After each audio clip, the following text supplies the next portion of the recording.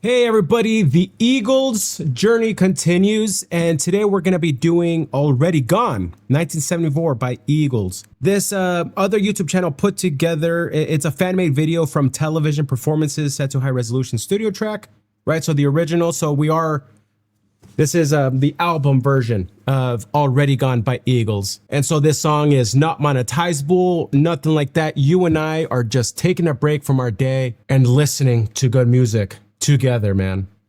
If you want to support, check out the description down below for ways to do that. The main one, I guess, that we're, I guess my wife and I are focusing on this week, we also have a vlog channel. If you and I vibe today and you just want to get to know my family, check out the Life of Duran channel. It's linked down below. Also look up Life of Duran. You can also check out our sponsors. The one that I'm giving most time to this week is UN Racing Gaming Chairs. Description and a link in the description down below, along with a link for a discount. But again, you and I are here to fill ourselves with just good music, and we're gonna do Already Gone. This is the context I got from this, thanks to my good friend Jim. Jim, shout out to you. And Jim, if it's okay with you, I want to read your entire email here to the crowd. And as one of those, want to give a shout out to folks like Larry D, to Brian, to Larry, Lisa, you wrote me saying, I'm one of your vintage listeners. I may not have a personal connection with the songs, but I have family who do, like my sister who has dementia. She loves the Eagles. Shout out to you, Lisa, and shout out to your sister with dementia. I know how hard that can be. So Jim, you say, I am very pleased to see you digging into Eagles. I agree with everything you said in your reaction to Lying Eyes. I have been an Eagles file from the get-go. By the way, Glenn Frey's last name is pronounced Fry. I know, I forget that, guys. I'm so sorry. As in, honey, please fry me an egg. So I had to read your email because that's one of the most hilarious ways of reminding me that it's Fry. And the last name of Randy Meisner is actually, it rhymes with wise. Wiser with an N, so Meisner. Really helpful. I was living in the South Bronx of New York City in 1972 when Eagles released Eagles, their first album. It produced 3 singles, Peaceful, Easy Feeling, Witchy Woman, and Take It Easy. I was on it. I have always been a vocal harmony guy, which is one of the things that attracted me to them. My favorite group was the Beach Boys.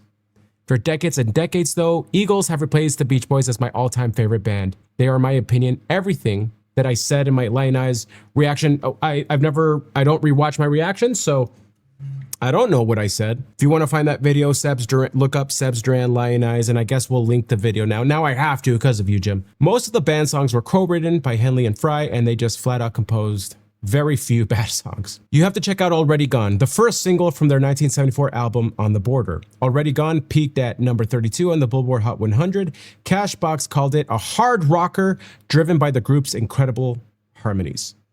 In 2019, Rolling Stone magazine ranked it as number 6 on their list of the top 40 Eagles songs.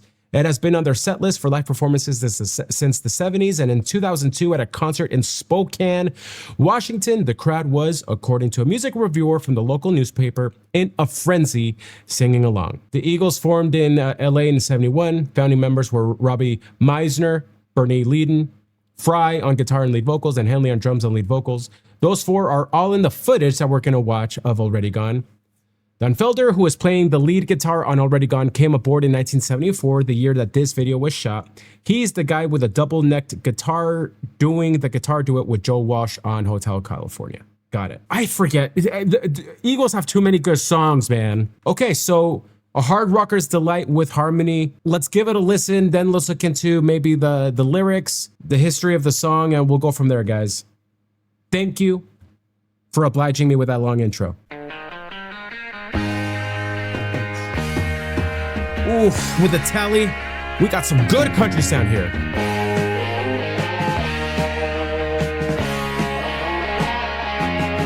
Well, I heard some people talking just the other day, and they said you were gonna put me on a shelf.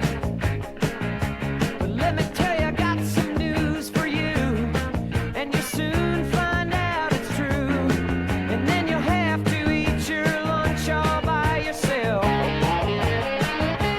'Cause I'm already gone. This song's phenomenal.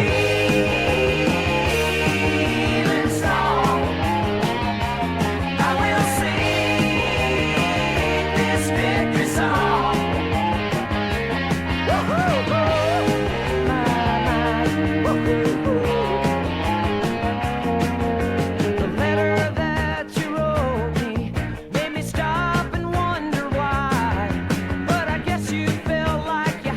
The way they made the music video is great. JLS, great job. Just remember this, my girl. When you look up in the sky, you can see the stars and still not see the light. That's right. Such a good mind. I'm already gone, and I'm feeling strong. I will sing this victory song. Well,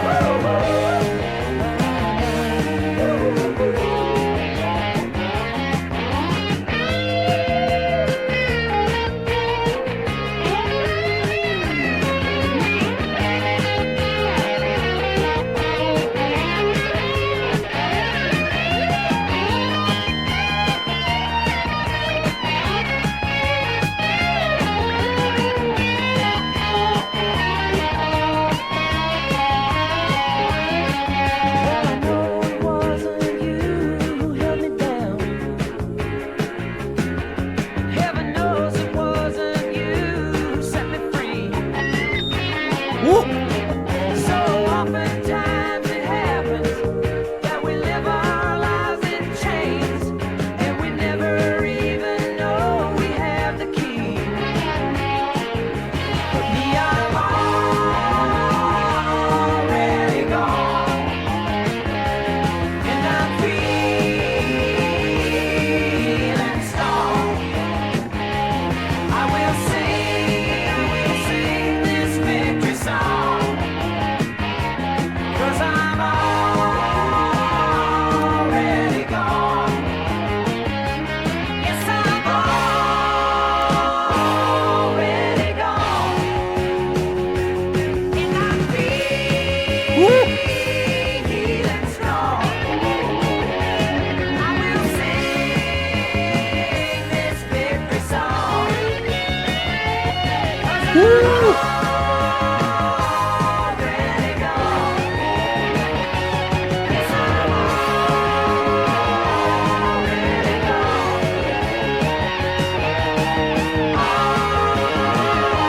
Already gone. All right. Nighty-night. Already gone. Okay. Gosh, man. Fire song. Lightning in a bottle. I've said that about Allman Brothers, Eagles too. Geez, that song is a reminder of how genreless they are, because like it's more blues, rock and roll, right? And yeah, it is a little harder. The tone of the guitars with those tellies and everything reminds me of like a Freebird, Leonard Skinner, when I first listened to them. And again, my first listening to them was of a live performance of theirs, but it has a Southern rock sound, but then you have their harmonies that are perfect. It's a fun song. Dude, I can't imagine if I were you, Jim, listening to that when it came out and just being like, this band, okay. And you kind of just knew they were going to be one of the greats, right? I feel like their first album must have had that feeling. Well, and this isn't from their first album, but that must have been the feeling. Like, guys, we just got, I envy you guys from the 60s and 70s so much. Like the artists that are like, you know, famous in my day, like Sabrina Carpenter, what the frick is that? That's not fair of me to say. I've never actually listened to her. Maybe she's actually pretty good. I don't know. I just have a feeling she's not, though. Whatever. Look, at our age, with us, like us millennials and those that are younger than me, it is annoying when you guys tell us how much better your music is. But it's annoying because you're right. You know what I mean? And then so hopefully, right, part of what I want to help do is be like, dude, there's something to it. Look how great we can be when we don't. I don't know why I'm going on this tangent here, but I'm going to go with it because I actually could be wrong, but I don't think so. Some of the best movies that have ever come out were not high budget films. They needed to allow their genius and imagination to work so that they could still do something powerful within the constraints of a small budget. Sometimes limitations bring out the best in us, right? That's why sports are so amazing to watch. When the rules are followed, right? And you still see what people are capable of doing. It's unbelievable. That's why the NBA kind of sucks now. So older music did not have the safety net of overproduction, AI. You know what I mean? I think the reason the music from the 60s and 70s was so great and better is because they actually had to be good. And the words that they said actually needed to say and mean something. Now, that last point actually I think means more nowadays because in the world of AI, you can make so much average music. So to stand out, you really have to stand out. You know what I mean? Because this is the thing. Average, that's actually kind of what a lot of people like kind of don't mind. But when you then get an outlier of a powerful message and rawness and authenticity, you can crush it maybe more than ever. You can actually cause waves. I think of Oliver Anthony as the case study for that. But that's why I think the music from this era was so much better. I don't know if there was as much of like, oh, we'll just clean that up. And man, if you got to go, don't worry, I'll just run it through. I don't know. I have a feeling that's why music was so much better back then. But geez, man, what an uplifting, fun song. I heard some people talking just the other day and they said, you were going to put me on a shelf. But let me tell you, I got some news for you. You'll soon find out it's true. And you'll have to eat your lunch all by yourself because I'm already gone. The perfect move, man. This is the move I got to teach my kids. You be the one. I'm just kidding. Well, you know what? Not really. And I'm feeling strong and I will sing this victory song. Woohoo, woohoo. The letter that you wrote me made me stop and wonder why, but I guess you felt like you had to set things right. Just remember this, my girl, when you look up at the sky, you can see the stars and still not see the light. That's right. What a powerful line. When they said it on the song, it caught me off guard because I'm a bomb line. You can see the stars and still not see the light. Applies to so many things, man. You can also hear the music and not like feel the frequency because you have to be listening with, you have to be watching with open eyes. You know, those who have eyes to see and ears to hear. That's why that's always brought up, right? And so this song is kind of like an anthem of you get yourself to a higher place and then you won't be bothered by a breakup that's incoming.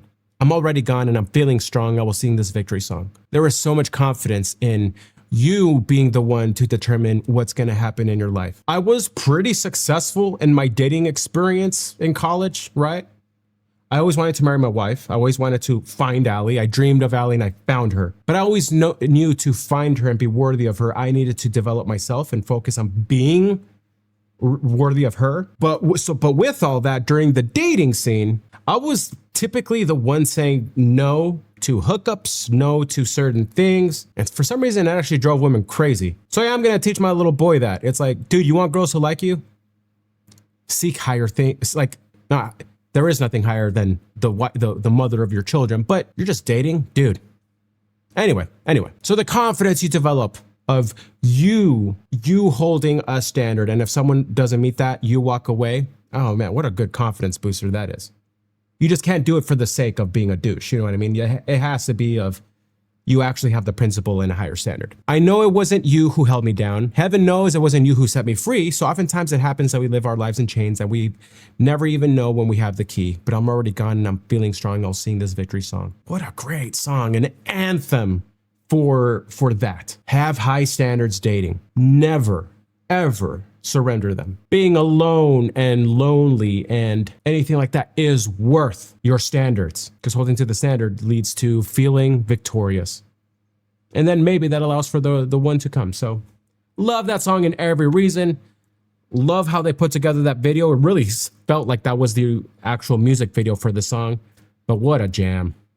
What a band. Every time we do Eagles, I love it. What do you guys think? What memories does that song spark? What do you love about it? Let me know. Comment down below. And man, I just hope this was a good break and respite for you. Hope you enjoyed the discussion. And if not, well, nothing I can do about it anymore. Hope you come back. Much love, everyone.